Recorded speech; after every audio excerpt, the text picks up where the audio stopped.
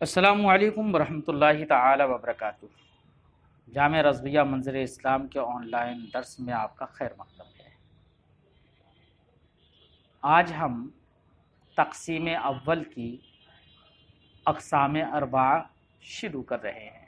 آئیے کتاب اسامی کھولتے ہیں، صفحہ نمبر 7۔ پہلے عبارت پڑھتے ہیں، پھر اس کا مطلب سمجھتے ہیں۔ پڑھیے، بسم اللہ الرحمن الرحیم۔ وَهِيَ أَرْبَعَةٌ الخاص وهو كل لفظ وضع لمعنى معلوم على الانفراد أو كل اسم وضع لمسمى معلوم على الانفراد وهي أربعة۔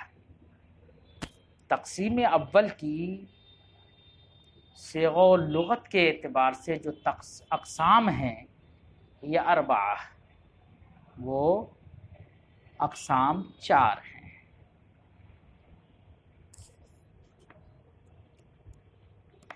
قسم اول الخاص۔ قسم اول کیا ہے؟ 4 میں سے خاص ہے۔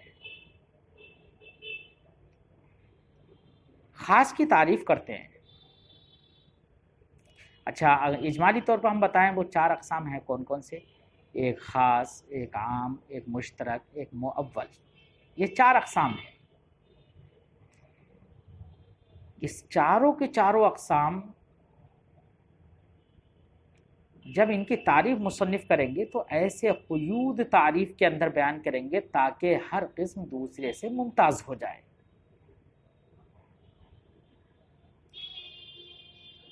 اب خاص کی تعریف کرتے ہیں صاحب کتاب۔ وَهُوَ كُلُّ لفظ، خاص ہر لفظ ہے۔ ہوا کل لفظ، خاص ہر وہ لفظ ہے۔ نہ لفظ کہہ دیا، لفظ تو کہتے ہیں ما یتلفظ بہ الانسان، جس کا انسان تلفظ کر لے وہ لفظ ہے۔ اب تلفظ تو آدمی پانی کا بھی کر رہا ہے اور ساتھ کے ساتھ آنی کا بھی کر رہا ہے، مطلب یعنی موضوع کا بھی تلفظ کرتا ہے، محمل کا بھی تلفظ کرتا ہے، ایک معنی پر دلالت کرنے والے لفظ کا بھی تلفظ کرتا ہے اور بہت سارے معنی پر دلالت کرنے والے لفظ کا بھی تلفظ کرتا ہے۔ تو لفظ جس کا بھی انسان تلفظ کرے وہ لفظ ہے۔ تو کلو لفظ، مصنف نے کہا یہ کتنوں پر شامل ہو رہا ہے، کتنے کو شامل ہو رہا ہے، کتنے اوپر صادق آ رہا ہے؟ بہت ساروں پر صادق آ رہا ہے نا۔ اس سے کیا سمجھ میں آیا؟ اس سے یہ سمجھ میں آیا کہ یہاں پر مصنف کے قول کلو لفظ میں جو لفظ ہے یہ جنس ہے، تمام الفاظ کو شامل ہے، خواہ وہ الفاظ موضوعہ ہوں، یعنی الفاظ معنی کے لیے موضوع ہوں، یا وہ محمل ہوں یعنی معنی کے لیے موضوع نہ ہوں، سب کو شامل ہو گیا۔ تو موضوع اور محمل سب کو شامل ہو گیا۔ تو حالانکہ یہ تقسیم تو یہ جو قسمیں ہیں یہ تو وضع کے اعتبار سے ہیں، تو یہاں پر تو محمل کو تو خارج کرنا ہے۔ تو مصنف نے کل لفظ جنس بولنے کے بعد فصل بیان کی، وضع لمعنن، تو وضع لمعنن سے محمل خارج ہو گیا، سارے محملات نکل گئے کیونکہ وہ کسی معنی کے لیے موضوع نہیں ہوتے ہیں۔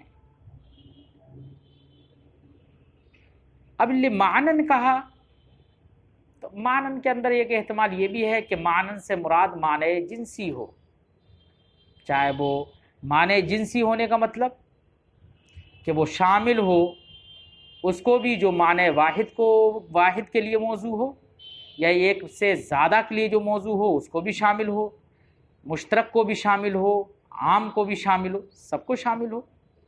تو معنن جب کہا معنی سے مراد اگر معنی جنسی ہو جو سب کو شامل ہے، تو اب ایسی صورت میں مصنف کا قول جو معلوم ہے آگے اس سے احتراز ہوگا، لیکن معلوم میں بھی دو احتمال ہیں کہ معلوم سے مراد کیا ہے. آیا کہ معلوم کا معنی معلوم المراد ہے یا معلوم البیان ہے؟ اگر معلوم کا معنی معلوم المراد ہو، کیا ہو؟ معلوم المراد ہو، تو اب اس سے مشترک خارج ہو جائے گا، کیونکہ کوئی بھی لفظ مشترک جو ہوتا ہے نا اس کی مراد معلوم نہیں ہو پاتی ہے. اگر مراد معلوم ہو جاتی ہے اس کی، چاہے وہ کسی بھی طریقے سے صحیح، تو وہ مشترک نہیں رہتا ہے، مؤول ہو جاتا ہے. کسی ایک معنی کو ترجیح ہو جاتی ہے، پھر وہ مؤول ہو جاتا ہے. تو کوئی بھی مشترک معلوم المراد نہیں ہوتا ہے.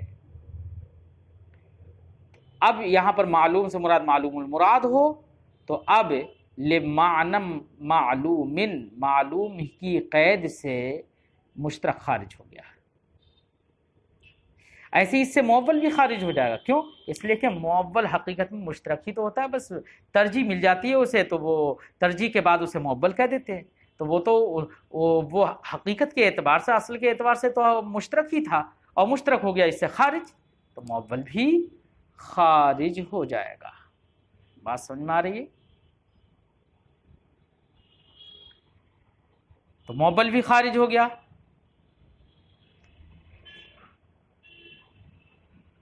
اور اگر اس کا معنی معلوم المراد نہ ہو کر معلوم البیان ہو، بیان کا مطلب یعنی اس کا معنی واضح ہو. بات سمجھ میں آ رہی ہے؟ لمعنی معلوم میں لفظ معلوم کا معنی کیا ہو؟ معلوم البیان. جی، اگر معلوم البیان ہوگا اس کا معنی تو اب اس سے مشترک خارج نہیں ہوگا. کیوں؟ اس لیے کہ مشترک جو ہوتا ہے وہ بھی معلوم البیان ہوتا ہے. کوئی بھی مشترک ہے اس کا معنی تو یار سمجھ میں آتا ہے نا. جب معنی سمجھ میں آتا ہے، معنی تو مخفی ہوتا نہیں ہے. جب معنی سمجھ میں آتا ہے تو معلوم البیان تو کوئی بھی مشترک بھی ہو گیا. جب مشترک معلوم البیان ہو گیا تو اب معلوم سے مراد معلوم البیان ہے تو اس سے مشترک خارج نہیں ہوگا. اب مشترک کو خارج کرنے کے لیے اگلا لفظ جو ہے علی الانفراد، اس کی ضرورت ہی تو مصنف نے آگے علی الانفراد کہہ کر کے مشترک کو بھی خارج کر دیا اور ساتھ ہی ساتھ عام کو بھی خارج کر دیا. کیونکہ عام کی وضع جس معنی کے لیے ہوتی ہے وہ اعلیٰ سبیل الشمول ہوتی ہے، اعلیٰ سبیل الانفراد نہیں ہوتی ہے. ایسے مشترک کی وضع اعلیٰ سبیل الانفراد نہیں ہوتی ہے، بلکہ وہاں پر تو اشتراک ہوتا ہے، تو اعلیٰ الانفراد کی قید سے وہ خارج ہو گئے. اور ایک بات یہ بھی کہی گئی ہے کہ مشترک تو وضع لمعنن سے بھی خارج ہو گیا، کیونکہ لمعنن میں معنن مصنف نے نکرہ بولا ہے اور تنکیر وحدت کے لیے ہے، تو معنی ہوگا لمعنن معلوم، لمعنن وضع لمعنن کا معنی ہوگا وضع لمعنن واحد، ایک معنی کے لیے جو موضوع ہو. اور مشترک ایک معنی کے لیے موضوع نہیں ہوتا ہے، بہت سارے معنی کے لیے موضوع ہوتا ہے. اس لیے کہا گیا ہے لمعنن کی قید ہی سے مشترک خارج ہو گیا ہے پہلے ہی سے. جب معنن کی قید سے ہی مشترک خارج ہو گیا تو پھر معلوم کہنے کی کیا ضرورت تھی؟ تو ایسے ان لوگوں نے کہا کہ معلوم کہہ کر مجمل سے احتراز ہے. کیوں؟ اس لیے کہ مجمل وہ سامع کو معلوم نہیں ہوتا ہے، اگرچہ واضح کو اس کا معنی معلوم ہوتا ہے لیکن سامع کو معلوم نہیں ہوتا ہے. تو مجمل کو خارج کرنے کے لیے معلوم کی قید لگائی کہ خاص ہر وہ لفظ ہے جو وضع کیا گیا ہو معنی واحد کے لیے، جو معنی واحد معلوم ہو، اور مجمل کا معنی مخاطب کو معلوم نہیں ہوتا ہے. اور علی الانفراد کی قید سے بالخصوص عام خارج ہوگا. یہاں تک مصنف نے خاص کی تعریف کی. ایک بار دہراتے ہیں تعریف اور اس کا ترجمہ کرتے ہیں. الخاص وهو كل لفظ وضع لمعنى معلوم، خاص ہر وہ لفظ ہے جو وضع کیا گیا ہو معنی معلوم کے لیے علی الانفراد، انفراد طریقے پر. او کل اسم، او سے ایک دوسری تعریف خاص کی کر رہے ہیں کہ یا خاص ہر وہ اسم ہے جو وضع کیا گیا ہو مسمی معلوم کے لیے علی الانفراد، انفرادی طریقے پر. یہ دوسری تعریف کرنے کی کیا ضرورت تھی مصنف کو؟ تو اس کی دو وجہ بتائیے. ایک وجہ تو یہ بتائی کہ خاص کی چونکہ تین قسمیں ہوتی ہیں، ایک خصوص الجنس، ایک خصوص النوع اور ایک خصوص العین. خصوص الجنس جیسے انسان ہے، فرس ہے، جو مختلف.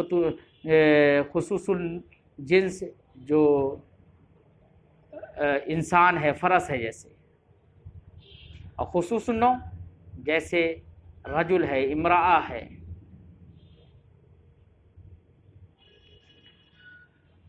اور خصوص العین جیسے کہ زید، عمرو، بکر. خصوص العین وہ ہے کہ وضع میں، جس کی وضع میں شرکت نہ ہو، جو معنی ذات معین پر دلالت کرے، جیسے زید، عمرو، بکر.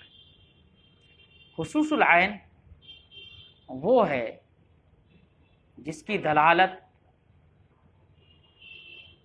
ایسے معنی پر ہو جو ایک قسم کے مصالح، جو معنی ایسے اشخاص میں پایا جائے جن کی مصلحتیں متحد ہوں، ایک ہوں.